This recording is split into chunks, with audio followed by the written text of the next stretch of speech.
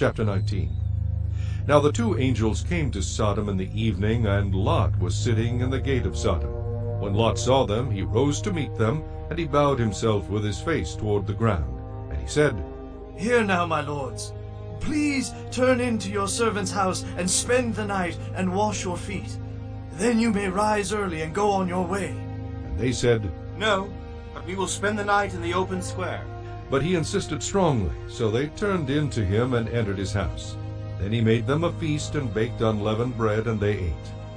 Now before they lay down, the men of the city, the men of Sodom, both old and young, all the people from every quarter, surrounded the house. And they called to Lot and said to him, Where are the men who came to you tonight? Bring them out to us, that we may know them carnally. So Lot went out to them through the doorway, shut the door behind him, and said, Please, my brethren, do not do so wickedly. See now, I have 2 daughters who have not known a man. Please, let me bring them out to you, and you may do to them as you wish. Only do nothing to these men, since this is the reason they have come under the shadow of my roof. And they said, Stand back! Then they said, This one came in to stay here, and he keeps acting as a judge. Now we will deal worse with you than with them. So they pressed hard against the man Lot, and came near to break down the door.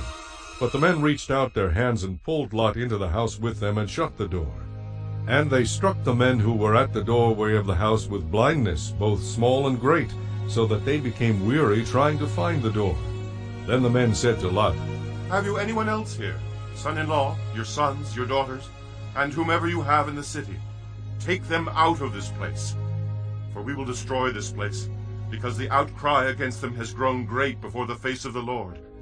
And the Lord has sent us to destroy it. So Lot went out and spoke to his sons-in-law, who had married his daughters, and said, Get up, get out of this place, for the Lord will destroy this city. But to his sons-in-law he seemed to be joking. When the morning dawned, the angels urged Lot to hurry, saying, Arise, take your wife and your 2 daughters who are here, lest you be consumed in the punishment of the city. And while he lingered, the men took hold of his hand, his wife's hand, and the hands of his 2 daughters, the Lord being merciful to him, and they brought him out and set him outside the city. So it came to pass, when they had brought them outside, that he said, Escape for your life. Do not look behind you, nor stay anywhere in the plain. Escape to the mountains, lest you be destroyed. Then Lot said to them, Please, no, my lords. Indeed now, your servant has found favor in your sight, and you have increased your mercy, which you have shown me by saving my life. But I cannot escape to the mountains, lest some evil overtake me and I die.